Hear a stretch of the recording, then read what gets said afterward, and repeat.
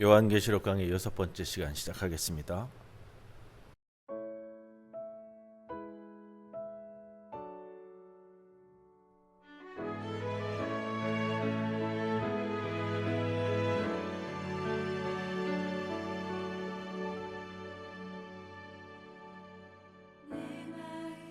주를 향한 사랑이 나의 말은 주가 주신 진리로 나의 눈에 주의 눈물 채워주소서.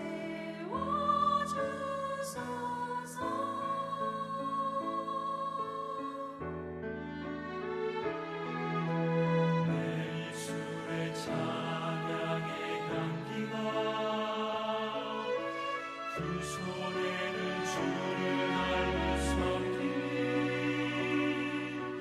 나의 삶의 주의 흔적 남게 하소서.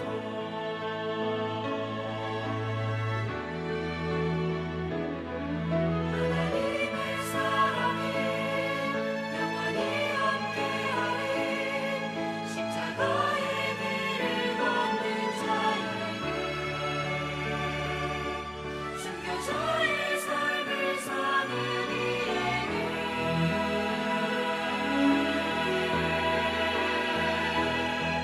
조롱하는 소리와 세상 유혹 속에도 주의 순결한 신부가 되리라. 내 생명 주님께 드리리.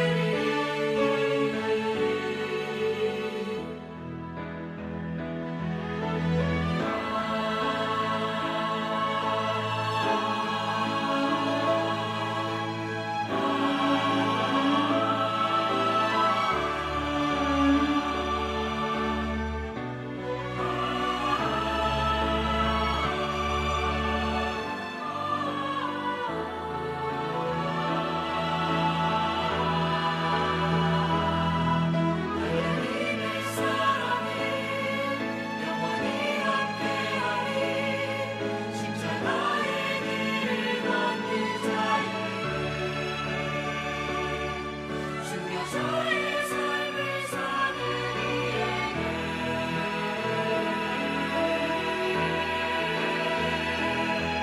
조롱하는 소리와 세상 유혹 속에도 주의 순결한 신부가 되리라. 내 생명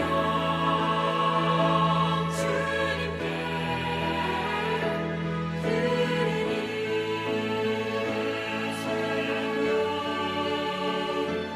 내 생명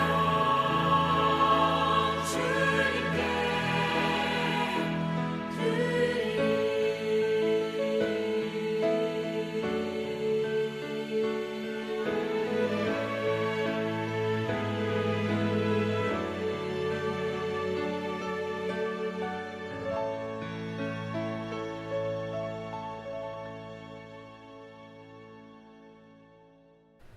기도드립니다. 주님, 형제가 병들었습니다. 자매가 앓고 있습니다. 찢어지고 깨진 것은 꿰매고 부러지고 멍든 것은 싸맬 수 있지만 보이지 않는 몸 안에 병마가 자리 잡고 있습니다. 호흡을 유지하던 피가 반란을 일으켜 온 몸을 공격합니다.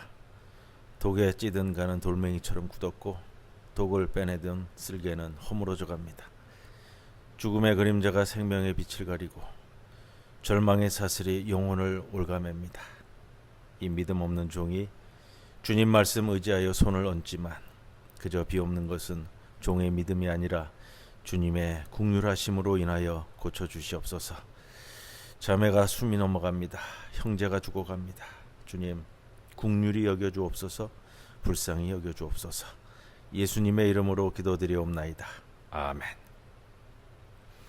찬송가 232장 찬송드립니다.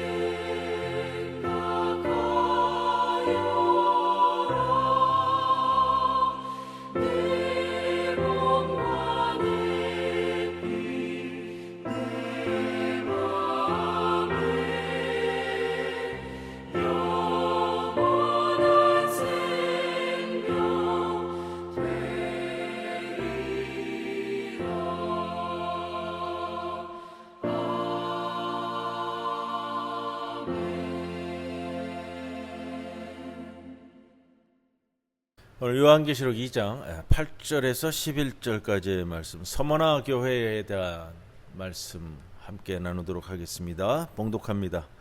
서머나 교회의 사자에게 편지하라. 처음이요 마지막이요 죽었다가 살아나신 이가 이르시되 내가 네 환난과 궁핍을 알거니와 실상은 네가 부요한 자니라. 자칭 유대인이라 하는 자들의 비방도 알거니와 실상은 유대인이 아니요 사탄의 회당이라. 너는 장차 받을 고난을 두려워하지 말라. 볼지어다 마귀가 장차 너희 가운데에서 몇 사람을 옥에 던져 시험을 받게 하리니 너희가 10일 동안 환난을 받으리라. 내가 죽도록 충성하라. 그리하면 내가 생명의 관을 내게 주리라. 귀 있는 자는 성령이 교회들에게 하시는 말씀을 들을지어다. 이기는 자는 둘째 사망의 해를 받지 아니하리라. 아멘. 요한계시록 6번째 시간입니다. 서머나 교회에 대한 말씀 나누는데, 좀 전체적으로 우리가 다뤄야 될 두 가지에 대한 이슈를 좀 함께 좀 먼저 나누고, 그리고 서머나 교회에 대한 말씀 오늘 함께 나누려고 합니다. 첫째는 그거예요. 요한계시록을 왜 일반적으로 세계 멸망을 예언하는 책으로 읽혀질까?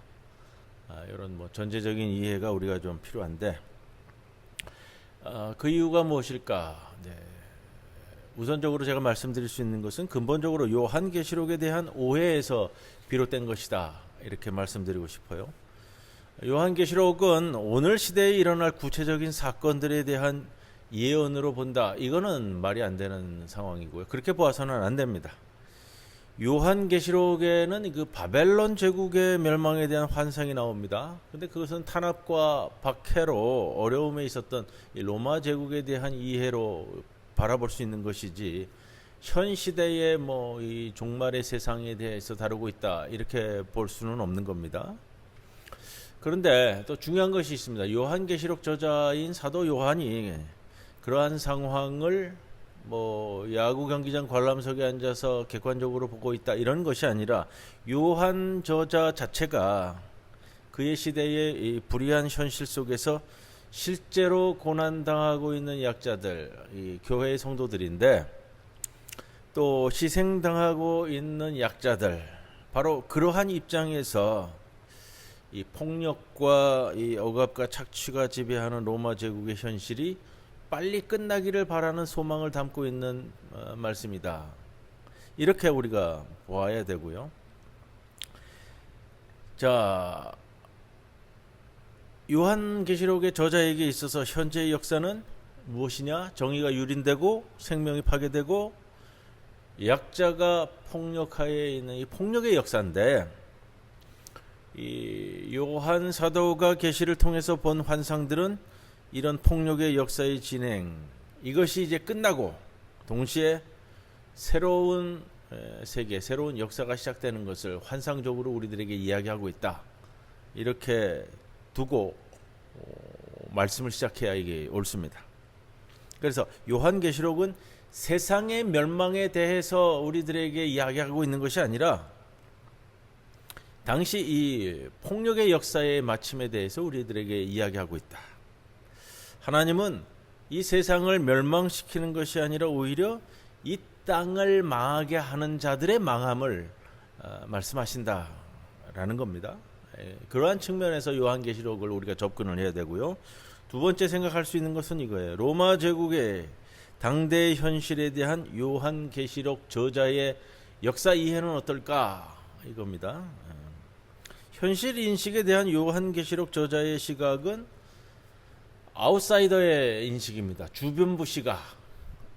당시 주류적 시각은 뭐냐면 로마 제국을 뒷받침하고 있는 것이 주류적 역사 인식, 주류적 시각이다. 그래서 황제를 숭배하고 로마 제국이 만들어가는 팍스 로마나라는 이 로마의 평화를 지지 기반으로 삼고 있는, 이러한 모든 것들이 주류 시각이라고 얘기한다면, 요한계시록 저자가 가지고 있는 역사 인식의 시각은 아웃사이더의 시각으로 얘기할 수 있는데, 뭐라 그럴까요? 아래로부터의 시각이고 변두리적인 시각이다. 그러나 그것이 중요한 겁니다.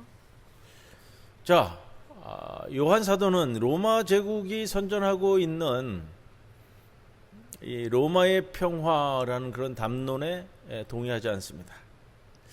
지금까지 이 세상은 로마의 황제의 손아귀에서 통제되었습니다. 그는 그 가운데서 이 요한 저자는 새로운 시각을, 통찰력을, 관점을 갖고 있습니다. 그것은 어떤 관점이냐? 이 세상은 로마 황제에 의해서 움직이는 것이 아니라 이 세상의 모든 주도권은 하나님과 그 어린 양 예수에게 있다라는 시각의 이 관점이고요. 자, 로마 제국의 식민지 변두리에서 처형된 예수가 로마 제국의 어떤 주류적인 역사 시각이 아니고요. 로마 제국의 식민지 변두리에서 정치범으로서 십자가를 지고 처형되었던 예수가 지금은 하늘 중앙에 위치한 천상의 궁전의 보좌에 메시아로 앉아 있다. 이거는 굉장히 뭐라 그럴까요? 세상을 확 뒤집어내는 그런 시각이거든요. 그 예수는 로마 제국의 불의를 오늘도 폭로해내고 견고한 큰 성 바벨론에 대한 하나님의 심판을 선포했다. 그 예수는 로마 제국이 영원히 계속될 것이라는 로마 제국의 담론에 반대하고 있다. 그에게 있어서 폭력의 역사가 지금처럼 이대로 진행된다라는 것은 끔찍한 재앙과 같다는 것입니다. 그 예수는 하나님이 반드시 폭력의 역사의 진행을 끝장낼 것이라고 그렇게 주장하고 있고, 또한 천상의 예수가 로마 제국의 지배 아래서 고난당하는 소아시아의 성도들, 그리스도인들을 위로하고 그들과 함께 저항하고 싸우기 위해서 현재의 시간에 오고 계시다. 미래에 있을 예수의 재림에 대해서 얘기하지 않는다고 그랬습니다. 현재 오고 계시는 예수님. 왜 오시냐? 박해받고 어려움 가운데 놓인 그리스도인들에게 위로가 되고 힘이 되기 위해서. 그리고 결국은 이 폭력적인 세상을 종식시키기 위해서 오고 계신다. 요한계시록을 읽는 소아시아 교회가 이 로마 제국의 담론을 거부하고 아래로부터, 그리고 변두리의 아웃사이더 시각을 갖고 로마 제국의 현실을 제대로 인식하라고 권고하고 있다라는 겁니다. 그렇게 로마 제국에 대해서 가지고 있는 이 요한계시록 저자의 시각은 아웃사이더의 시각이지만 세상이 가지고 있었던 시각과는 전혀 다른 시각으로, 하나님과 천상 예수의 시각으로 이 세상을 바라보고 있다. 이게 이제 중요한 점입니다. 그런 관점에서 우리 오늘 서문화 교회에 주신 말씀을 읽게 되는데, 서문화 교회의 실제적으로 어려운 가운데 있는 상황을 고집으면서 위로하고 또 권면을 하거든요. 그 말씀을 함께 나눕니다. 서문화는 에베소와 경쟁할 만큼 아주 아름다운 항구 도시라고 이야기를 해요. 지금의 터키의 이즈미르라고 그러는데, 당시는 한 7만 5천 명 정도의 인구가 있었다. 7만 5천 명, 상당히 큰 겁니다. 당시 고대 사회잖아요. 2000년 전 도시가 7만 5천 명이었다. 상당히 큰 것이다라고 봐야 되고요.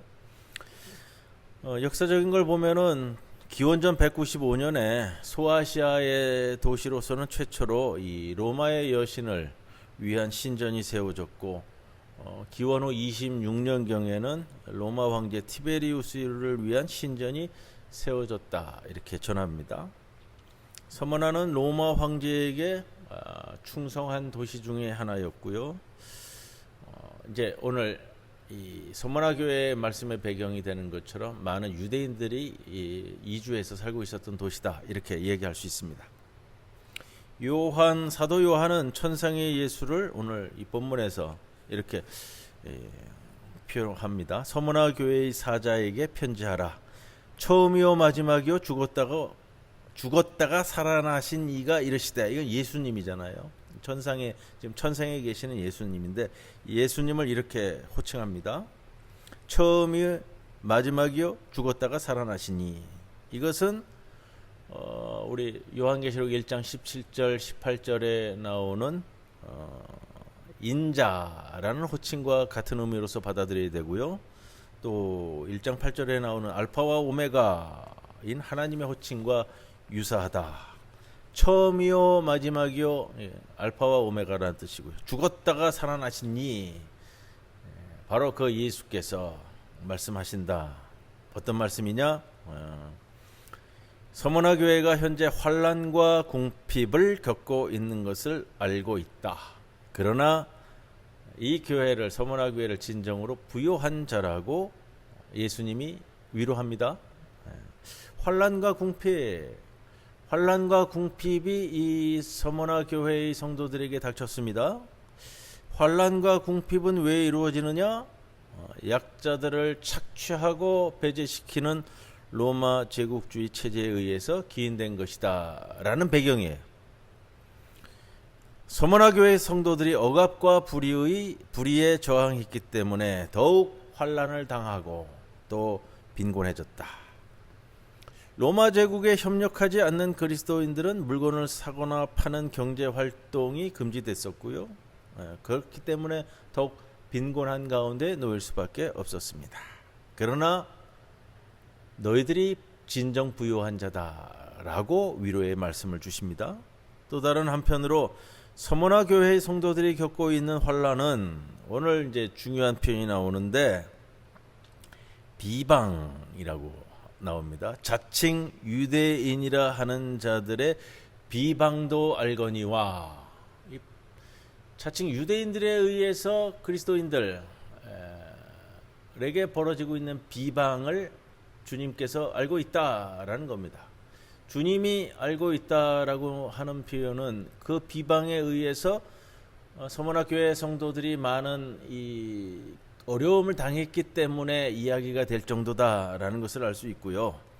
비방이라는 것은 우리가 1차적으로 생각했을 때 하나님을 모독하는 것을 의미하는 표현이지만, 여기서는 어떤 것이냐? 유대인들이, 자칭 유대인이라 하는 사람들이 그리스도인들을 비방했다. 어떤 것이냐? 성도들을, 그리스도인들을 로마 제국에 고발하고 위증한 것을 의미합니다. 아마도 유대인들이 비슷한 부류의 유대인들이기도 하고 그리스도인들, 교회에 모이는 그리스도인들을 로마 당국에 밀고 하였던 것 같아요. 자신들은 자칭 유대인들이라고 자랑하면서도 로마 제국주의에 협력하며 살고 있었던 유대인들, 그것을 오늘 본문은 실상은 유대인이 아니요 사탄의 회당이라고 비난합니다. 모든 유대인들이 그러지는 않았을 거예요. 많은 유대인들이, 디아스포라화된 유대인들이 이스라엘 땅을 벗어나서 소아시아에 머물렀는데, 모든 유대인들을 일컫는 것은 아니라 일부일 것입니다. 그런데 왜 이 유대인들이 그리스도인들을 비방했을까? 그것도 밀고 해서 아마 고문도 당하게 만들고 감옥에도 들어가게끔 만든 것으로 보여지는데, 자, 유대인들 처음에는 이 회당에서 유대인들과 그리스도인들이 같이 모였을 겁니다. 근데 그리스도인들이 점차 분리돼 나갔을 것이고요. 이 그리스도인들이 주장하는 것은 우리가 알고 있는 우리의 신앙 고백과 마찬가지입니다. 십자가에 달린 예수가 메시아이다, 이걸 주장하고 나섰잖아요. 그리스도인들이, 유대인들이 볼 때 못마땅한 거죠. 그것도 좀 체제적인 면에서 본다면 로마 군인에 의해서 십자가에 처형당한 예수가 메시아다, 이렇게 주장하는 것을 도저히 받아들일 수 없고 믿을 수 없었고, 거기다가 바로 그 예수가 죽었다가 부활하였다라고까지 떠들고 다니니까 회당을 중심으로 모였던 유대인들은 받아들이기가 어려웠을 겁니다. 그래서 유대인들은, 그리스도인들이 또 어떤 모습을 보였냐면, 로마 당국으로부터 사회 질서를 교란하는 반제국주의적인 무리로 낙인이 찍혔는데, 유대인들이 볼 때 그런 그리스도인들과 같은 유대 사람들이니까 같이 도매급으로 취해진다면 자신들이 위험해질 수 있다라고도 여겼던 것 같아요.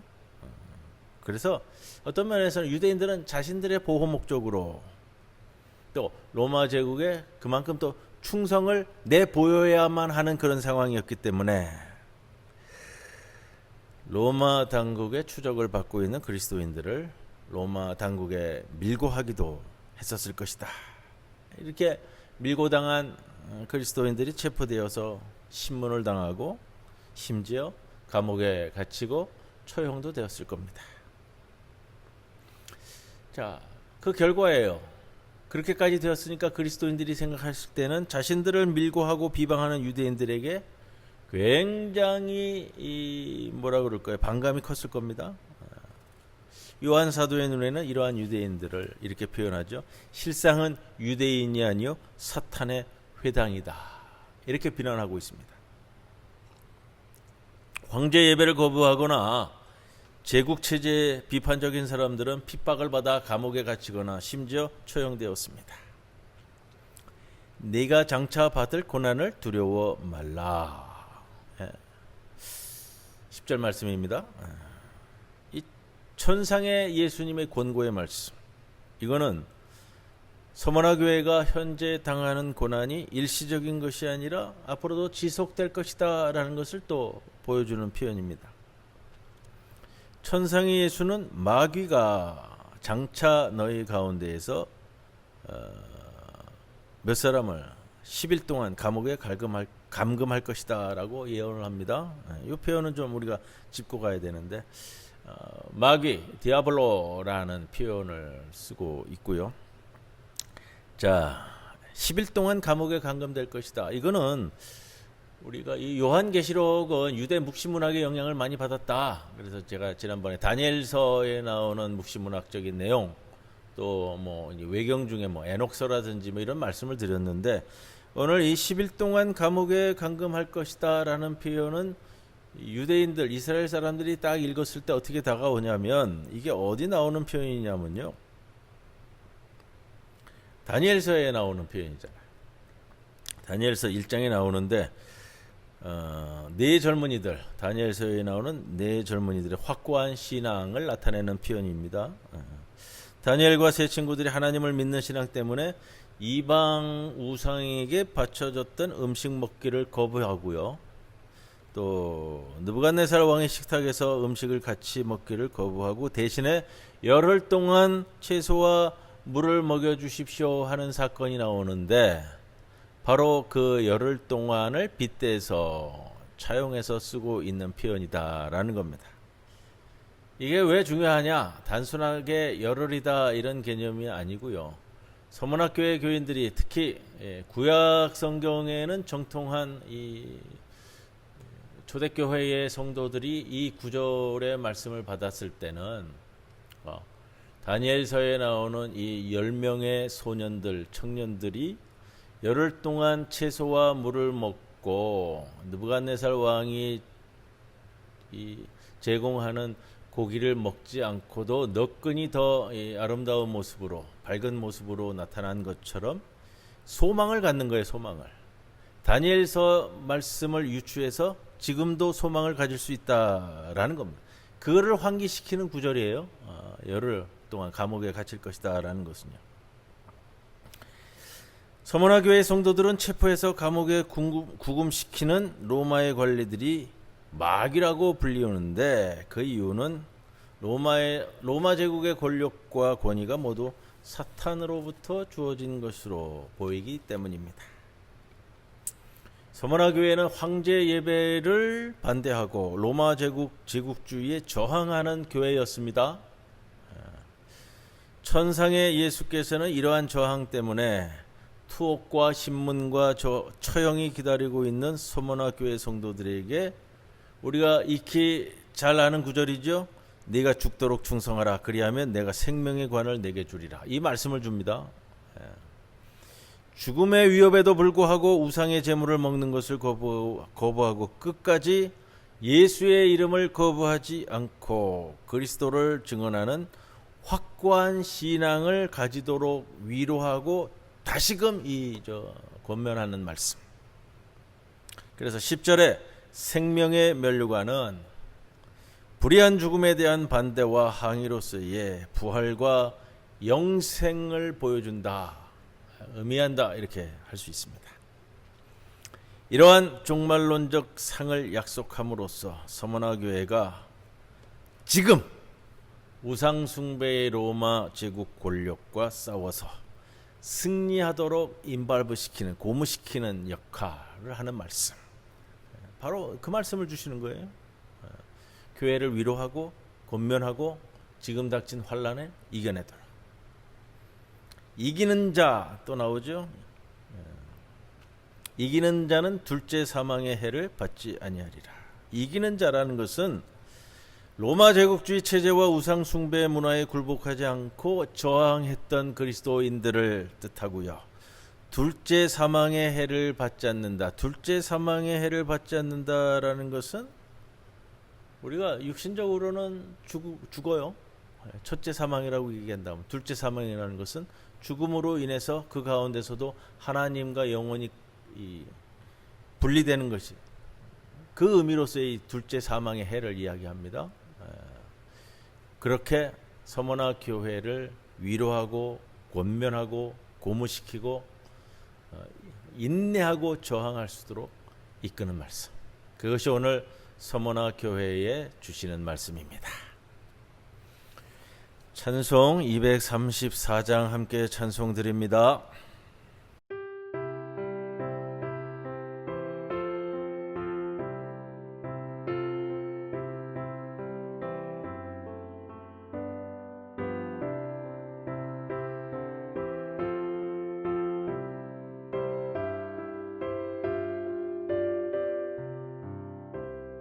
구주 예수 그리스도 다시 세상 오실 때 기쁨으로 우리 맞아 길이 같이 살겠네. 영원하고 아름다운 우리 본향 천국에서 주와 같이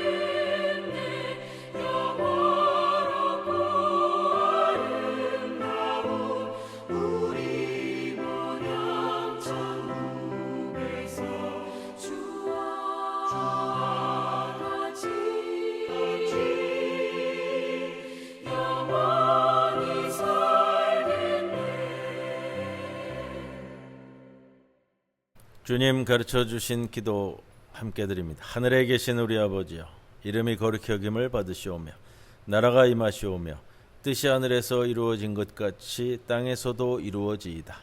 오늘 우리에게 일용할 양식을 주시옵고 우리가 우리에게 죄 지은 자를 사하여 준 것 같이 우리 죄를 사하여 주시옵고 우리를 시험에 들게 하지 마시옵고 다만 악에서 구하시옵소서. 나라와 권세와 영광이 아버지께 영원히 있사옵나이다. 아멘.